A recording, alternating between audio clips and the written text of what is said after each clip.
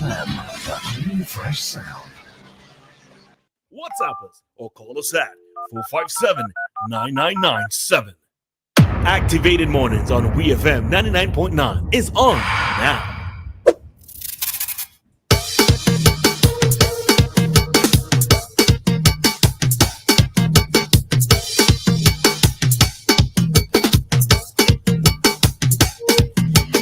Alrighty. So good morning, and we are back with you for another segment of our Activated Mornings program here on WEFM. In studio, it's Dianna, Cain, and myself, Roleza Samuel, and we have before us two of the stunning artists here out of SVG. All right, we have Shirt Problem Child James, and we have Keith Oren Currency. So good morning to both of you, and welcome to the studios of WEFM. Thank you, pleasant good morning to everyone listening. Sweet SVG, so good to be here. Good morning to everybody. Yeah, we outside again once again. All right. How y'all feeling though? Amazing. It's a new day. I woke up this morning feeling so See, so no lies told, right? Very blessed. All right. So, Mister, I want to ask a question to Problem first. So you are Vincey's bad boy, right? Basically. So how you afraid hard? How you afraid hard? Yeah, well, everybody had afraid something. So that is the thing. One thing. It's okay. There's no shame in my game. Afraid hard. It could be how bad. Don't afraid it now.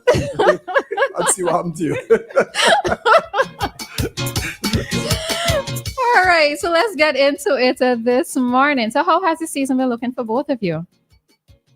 So for me, quieting, I've been home for like a little bit over a week now. So I've just been kind of chillaxing and observing and soaking up, because I know soon is pace and there's no sleep and it's outside and it's go. So I'm not trying to overexert myself too early. So I've just been kind of taking it easy. But the place looking very festive. It's feeling wonderful. I'm loving the atmosphere. Very, very euphoric. It's a blessing to be here.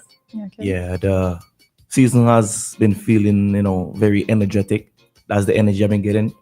I mean, we was holding it back, laid back until, the time come, because we know it's pace, getting the rest that we need. Because when we touch road, it's just strictly pace, no sleeping. Okay. Yeah.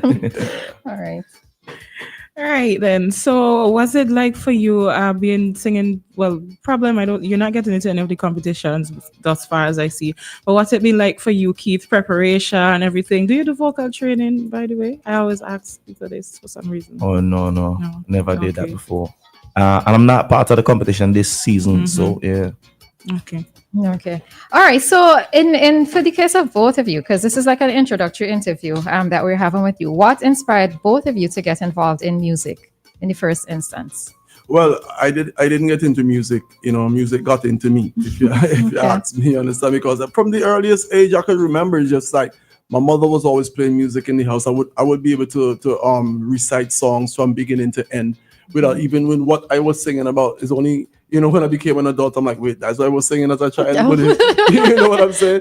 So like the classic songs, I mean, in every genre at that, reggae, the early stages of dancehall, soca, of course, even calypso. It's like the radio was always on, and we didn't always have a television. And when we did get one, I wasn't really allowed to touch it unless given permission. But the music, the radio was always on. So music was always around me, and my uncle, my closest uncle who lived with us, was also a DJ. So if the radio ain't on, it's him playing records. So it's just music was just coming. And I dare to say that was probably the earliest training that I received in terms of becoming an artist without realizing at the time that I was actually being trained. Okay. Yeah. And Keith? Yeah, the music, it runs in my family. My grandma used to sing, my grandfather, my great-grandfather used to be a guitarist, and, so you actually run through the blood. Okay. Yeah. But was it always your goal to take it this far, to the levels that you've currently reached? Was it like when you started putting pen to paper, you said, well, you know what? This is the goal that I have, and this is what I'm going to work towards. Was it a case like that? I always tell myself, I want to go further than where I'm at today. I'm not surprised where I'm at, because, the mindset was just to keep going forward. Okay. For me, it was in the back of my mind. Yes, but not really a focal point of like, all right, this is what I set out to do, because You know, when you're growing up in a certain household, it's not what you want to do, it's what your parents have planned for you. So it was going to be a doctor, a lawyer, a pilot, one of those kind of things, you know. But in the back of my mind, it's like music was always something I love. So I basically just did it for fun until, you know, certain circumstances showed me that this is what you were chosen to do. It's not all about what you want to do. And once I've seen, you know, the possibilities of making a living out of it, and I later learned that the best blessing you could ever receive is doing something that you love as your source of income, you know, as opposed to something you just say, let me go and do this. You don't really love it, but you're doing it just because the option was there. But if you're able to do something that you truly love, like something like if I had a regular 9 to 5, I would have been doing music anyways. Okay. You know, so to be able to make that my 9 to 5, which is 24/7, because you never really get you don't have actual work hours. You're always working. So it's a blessing for me. Yeah, that's how it came about for me. But I know that there was a transition period for you because you did have a regular job before. Yeah, I used to come here. Right. And then you went full time into music. So what was your push factor there? Because I think for many artists is, especially here in SVG, it's music is a side thing, right? A side hustle, especially when you try to capitalize it on during the carnival season. But for you, what was your push factor to say, you know what, let me take this seriously and let me make this my business? Well, it's kind of, it's complicated, but I'll try to simplify it. Okay, so even while I had a regular job, while doing what I was doing, which is cutting hair, is not really a formal form of employment where you have to come in and be so strict and sit behind. You know, so even while doing what I was doing, I would have headphones on and I would go to the studio in between hours and as often as I could. So it was kind of like split down the middle for me, you know, because at the time when I had certain songs, I would still be traveling. Sometimes I'd have to tell customers, like, I'm not available so-and-so time. So it was kind of like half and half. It wasn't really like, say, the cutting of hair or the barbering took precedence over the music. It's just that was what I was doing mostly because I wasn't getting booked or doing, you know, able to do what I want to do in music as much. But when the pandemic came and, you know, all those types of businesses shut down, I was just at home doing nothing. And then I couldn't go to the studio. I didn't have a studio at the time, a home studio. So what I did was, with some of the funds I had saved up, I invested in enough to allow me to record at home. So I couldn't go anywhere. So I just got up every day and recorded. And because I understand the system of music and how it works in terms of streaming, royalties, and so on and so forth, what I decided was, if you have one song and you're making $1, I'm going to do 10 songs and make $10, especially now that I have the time to do it. You know, so that's basically what I started doing. And then my song Nasty Up, I did the maths. If it's one thing, you had to study the business of which you're a part. And I was like, okay, if you have a hit song, Carnival is seasonal and it's every year, but that hit song also travels and hits other markets. So if you have a serious hit song, you have at least 2 years to find another one, right? That's with streams coming in and bookings. And I was like, okay, I think I'm good enough to find another song within 2 years. You know what I'm saying? Find another song, another. Right. So I've gotten better at it. And that's just how it came about. And I was like, yeah, I could do this. Now I'm comfortable. And I also learned little things like the law of attraction. If you really go all the way in and believe and you're ambitious, you will find a way. If you put yourself in a state of expense that you don't know how you're going to cover those expenses, but in your mind, you're afraid to fail. If you're working 2 hours per day and your mind tells you you got to work 8 to cover that, you're going to work the 8 hours, but you're not going to do it if you don't put yourself in the situation. Right. Yeah. Okay. With all of what you've just said, well, first of all, I'm glad to see that you have Keith alongside you, and I'm hoping that you'll be passing on some of this knowledge to him. And you listening? You listening? all right. Not just to him, but to anyone who's willing to listen as well. Because no one really taught me. I learned from a lot of mistakes. It was a lot of not losses, but lessons. So the way I see it is, okay, if I had to go through the hard route to learn these things, and I could just tell somebody, if they're willing to believe me, they're going to see much easily than having to go the hard route as well. Okay, curious question. Yeah, 1 second, Dianna.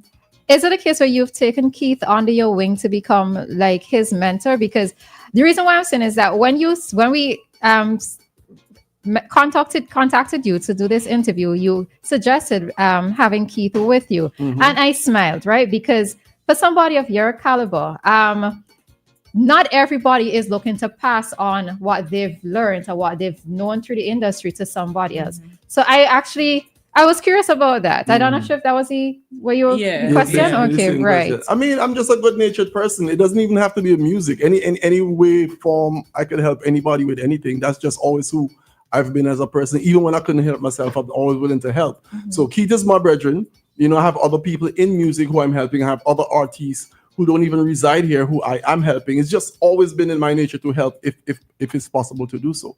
So obviously you're going to help the people closest to you first, but that's not just saying that it's limited to those people. You know, if I can help anybody, strangers, anybody who wants help, that's just always the person who I've been. Okay. And Keith, how did it feel? How does it feel to have problem as your buddy in the business? Why?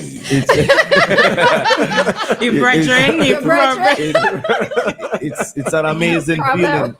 It's an amazing feeling, and you know, we've been close for a very long time. Before music, he start giving me all them knowledge. You know, it's somebody who I look up to from years. I basically saw the potential in him, and with my knowledge, I was like, bro, I will give you some songs to sing. I will write some songs and give you some songs to sing where you don't have to actually make that effort. Because I saw all the errors. It was too much for me to correct every little thing to get him there. So I decided, listen, I'm going to give you these songs and you now do the research and pay attention to what's the difference between what you've been writing and what I'm not writing. And then over time, now you're going to develop your own craft where you don't need me anymore. Okay. Or as little input from me as possible. So I think we started working from Rum Over People.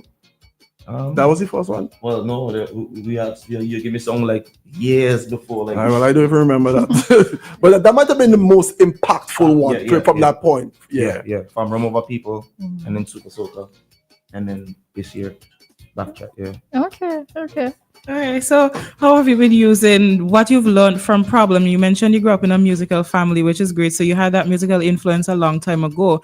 I'm not sure if you were always appreciative of it, because sometimes when you grow up in that environment, you can take it for granted. And, that's a really great place to grow up in, having other people in the family doing music. So, how have you been working that into your craft, the advice you're getting from him, as well as the musical knowledge you have from your family background? Well, like I say, from them songs that I get from them before, at that time, I don't know, I was in a different frame of mind. I wasn't like taking life that serious and the opportunity that serious until like 2-3 years ago, and he'll come straight to me.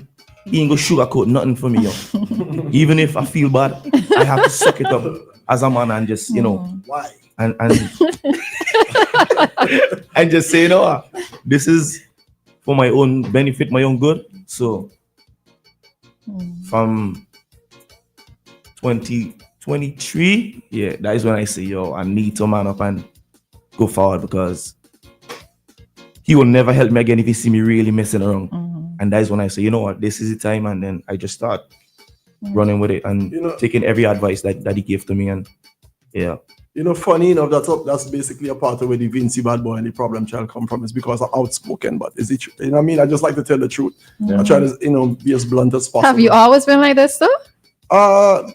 Yes and no, because mentally on the inside, yes, but I never used to really express myself. Okay. But now I just kind of choose the people who I express myself that in that regard towards. But it always comes with a disclaimer. I always let them know ahead of time, like, listen, this is coming from a good place. Okay. So if I tell you something and it doesn't sound too pleasant, I'm not being disrespectful or rude. I'm just correcting, your errors based on what I know and based on my experiences. And I would hope somebody would do the same for me as well. So it's with growth, you learn to understand, because a lot of people are too sensitive. It's like, if I know you're doing something wrongly and you could do it better, and I tell you, try it this way, a lot of people are not very receptive to criticism and stuff like that, which in fact is a great thing because it could help you.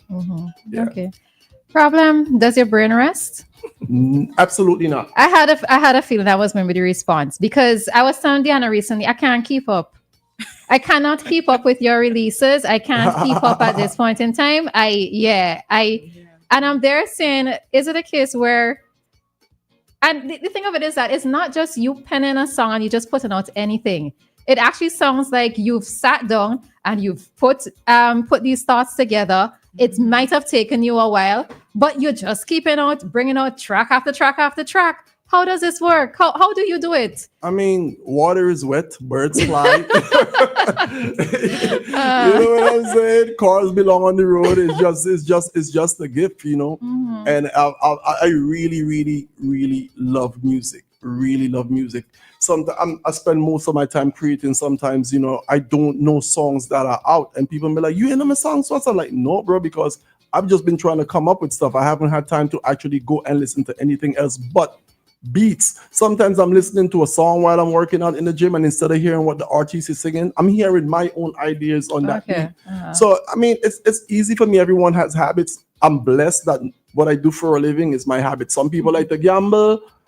I like music. Some people like to go and hold a sweat and play the football after work. I like to do music. Some people like to chase women. I like to do music. People like different things. You know what I mean? So everything for me, every category of what people like to do, mine is still always music. The only thing that it doesn't even compete with music, but the only other thing I could think of that I love to do is going to the gym, working out. So it's just always music for me. If I'm laying down, when people thoughts are on different things right before they fall asleep, mine is on music. When I wake up, it's just music. That's why it seems so plentiful, but it's just the only thing that I do. So if someone cuts out 4 or 5 different things that they do and focus on one thing, it's gonna seem like a lot of that. Yeah. Okay. And which one do you prefer though, writing or singing? I love to perform. I love to sing and perform because I mean the writing came about because at one point a lot of people didn't believe in me. A lot of the producers did not believe in me. But the mistake that they made is make me realize, wait a minute, I could put out an actual project or a body of work on my own, because I didn't know at the time that a lot of the other artists out there don't write their own material. You know, but once I found that out, I was like, well, if I could write, and I'm hearing other things which I've been hearing for years that might not fit me as an artist, you know, but it might fit somebody else. I didn't know I could pitch songs to other artists and say, would you sing this? And they say, yeah. So I started putting my own projects together as if it was somebody else doing it and putting myself on it. You know, so that's how the writing really came about. And I saw that it was profitable in some regard. So I just kept doing it. But I didn't start out saying, okay, I want to be a songwriter for other people. I was kind of forced to do it. Okay. Yeah. And you've been doing it well. And I think one of the things is that we don't always know. Sometimes it's through an interview or some other way we find out, oh, this was a song written by a problem child, you know? Yeah, I mean, I think we don't always really credit sometimes. Yeah, no one needs to credit. It'd be funny to me when people go and you read the comments and people are like, you think with this one, and they don't acknowledge the writer, like he or she didn't really do anything. But I'm not the type to go correct them and be like, no, I wrote this, whatever. I just leave it to be what it is, you know. I'll give you an example. We put out a project now. It's called the Power Pack, and there are 29 Power Soca songs on there. And at my last count, I probably only didn't write 6 of them out of the 29. Yeah, it's out there right now. It's on all the streaming platforms. So what it is a collective. It's a compilation album of all the different projects we did Power Soca wise. So like all the songs on the same beat as Fred Horn, all the songs on the same beat as Happy Carnival, all these songs on the same beat as Pong Pong or whatever people like, they're all on the one body of work. So you can listen from start to end. And the reason I did that is if people like Fred Horn on these songs on Fred Horn, they might be listening to that repeatedly and not hearing the other songs over here, like a song from Keith or a song from another artist who deserve a little listen. Right, But if you're listening to the full album, you might run into a next song. You're like, wait a minute, I don't know about this song. And you might discover somebody else. Yeah. Okay. All right. What are some of the things that you did over the years? I'm hearing you talking about what you love doing, you know, what you do versus what other people do in your free time or the time that you free up, right? But I think that some of that comes with discipline. So what are some of the things that you both have done over the years to improve your craft? And problem for you, you've gone beyond our borders in a particular kind of way. So what are some of the things that you did, both of you, to get? Over the years, I would say I was trapped being a family man, you know, so that did take me away from the music as well. So I mean, that journey, I was just like, you know, being dad, husband at home and stuff like that, you know. So that was just the life basically until, you know, it changed I get back deep in the music, and then here I am today again. So you had to spend less time with your family when you started, going into the music a little bit more.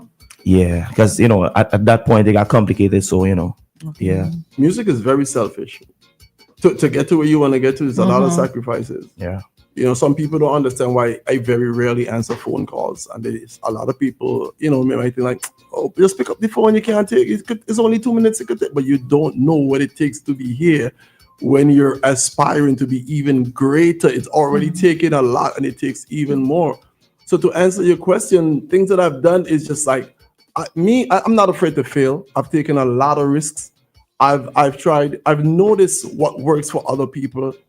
In a certain regard, you have to study anything that you're a part of, and I've seen where my flaws were, and I've tried to improve based on studying. Okay, this is what you guys like. I might not necessarily agree with it, but I mean, you can't play tennis with a football. You have to play by the rules. So if this is what the masses like, or this is what the audience is going for at that particular time, you might have to work on that regard. Because I've been here performing on the island, and it might not have gone the best, and I've gone elsewhere and done the same thing, and everybody's like, oh my God, this is amazing. You know what I'm saying? So it's for me to now study and say, okay, so when you're here, this is what you have to do, as opposed to when you're here. So I've paid attention. I guess that's what I've done to improve my craft the most. Do you think that we are a little bit harsher in terms of our criticisms towards our artists, in terms of how you are received here at home? Because you just raised the scenario there, so it just had me a little bit curious. I wouldn't say harsh. People are gonna like what they like, and different demographics are gonna give you different things. You know what I'm saying? Like something as simple as how you present yourself and what you wear when you perform might not matter here as much, and you can't do that somewhere else. So I'm not gonna say those people are harsh, because for them you have to present yourself in a certain regard. It's just you just have to learn the market. It comes with the territory. Yeah. Okay. And Keith, you're based in the UK. So have you found that it's been easier in terms of you getting performances overseas, you being able to expand?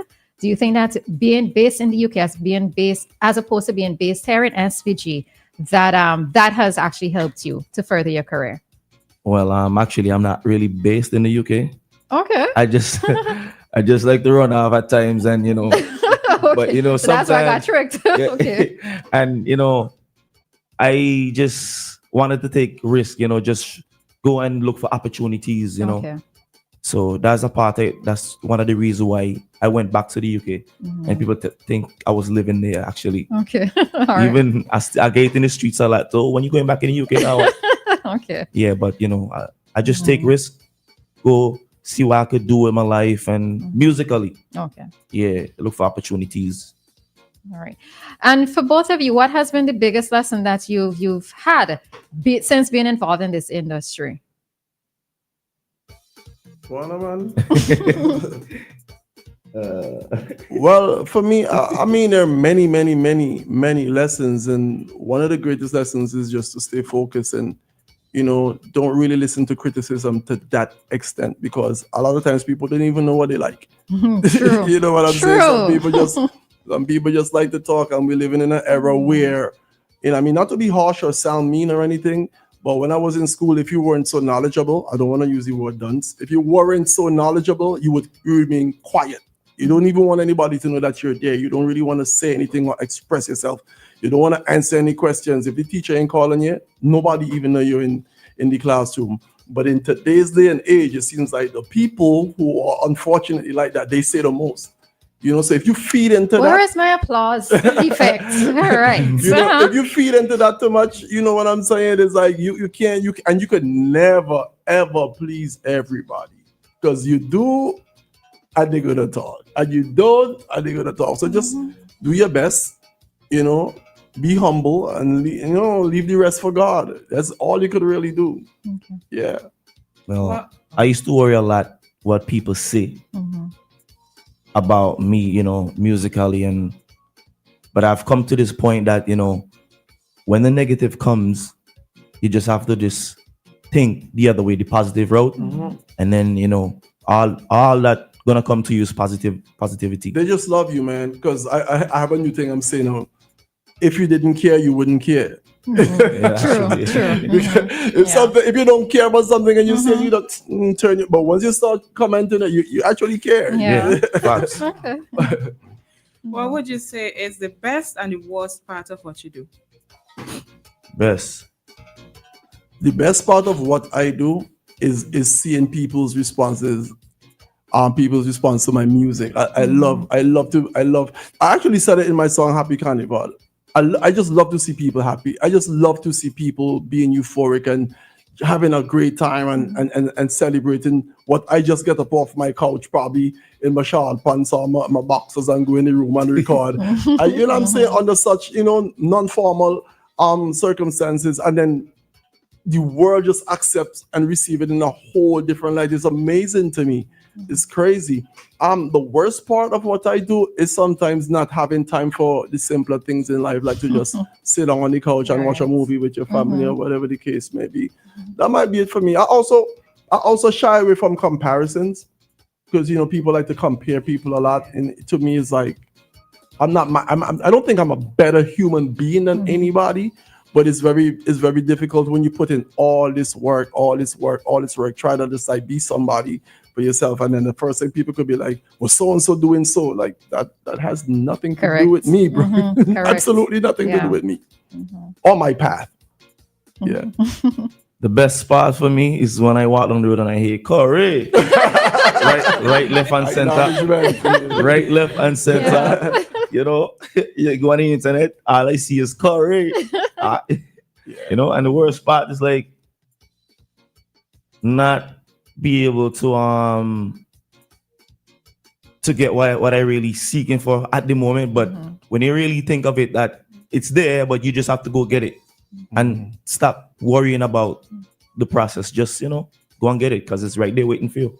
Just think positive. That don't worry about the negative side of it.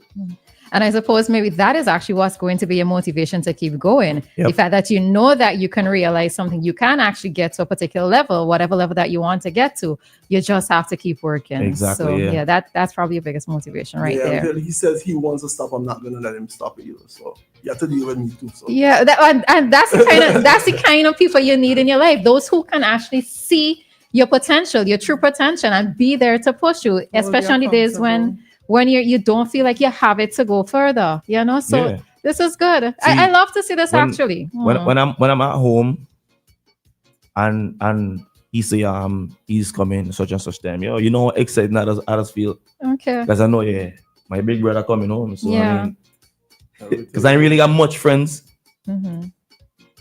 so then I just feel like don't cry there, I know, right? let me line up a little classical instrumental.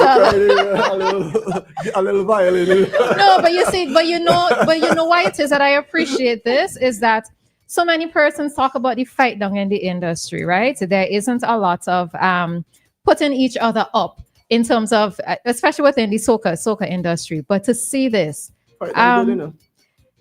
okay, you explain to me why the fight down is good. I know in what way fight down helps me to better. Stronger. But, It makes you stronger. Yeah. Pressure builds diamonds, man. If without pressure, you take a diamond. When you're trying to go in the gym and get results, it's not heavyweights. You have to lift up. The fight down good. All the fight me down, because I know when I feel a little kind of pushback in some regard, it's more or less me saying, oh yeah, I work in 24 hours a day. Okay, I had to find out to work 25, and 25 don't even exist. I don't worry with that. I love it. Okay. Yeah, man. But some people just need to understand too. A lot of the times, the fight down is not really fight down in this. People just express concern, in not such a positive light. Somebody might be like, "What kind of stupidness you're singing there?" But they don't really mean that. They really mean that. Why didn't you try a different route? But they're just not great at expressing that. So it comes across as fight. Yeah, well, you see, sometimes they need to be quiet until they gather their thoughts, because we could interpret things differently. So that's it, right? True indeed. Yeah. All right. So Mr. Problem is a problem, and Mr. Currency, we have to bring this interview to an end. Unfortunately, I'm having a great time here. Yeah, I'm truly enjoying this, man. Next year I was in, and later in this year I was there. Yeah, so. Still have the seasoning done yet. All right. But of course, we cannot allow you to leave without giving some words of advice to the younger artists out there who might be listening to you. So maybe half a minute each. Not easy, just don't give up. Don't give up. Think positively. Find the positive anything. If life give you a lemon, you just take that and make lemonade. Just find the positive in anything. Anything. Bad things don't happen to good people. You're just being rerouted to avoid something worse. As simple as that. Well, listen to you, the philosopher. Yeah. All right. And just believe in yourself, guys. Just believe that you can get there too. If I can get there, then you can as well. Just don't give up. I'll speak safe, positive energy, and move forward. Okay. And I see your biggest supporters on the live. Good morning, my sons. Happy Carnival. Shout out to mommy. Moms. I don't just miss James, man. Miss James. Big up yourself, mommy. Yeah. Always, moms. Always. All right. So, Problem and Keith, we thank you very much for being here. It's always so much better to do these in-person interviews, and I'm happy that you guys made I it. wanted to come in. If I'm happy. I'm so happy. Thanks for having me. Yes. All right. It's a pleasure. It's a pleasure. Trust. Happy Carnival to everybody. All right. And most definitely it's not going to be the last time. So when we link up again, we link up. All right. Yes. All right. Definitely. One love. All right. Always. Peace. Bless.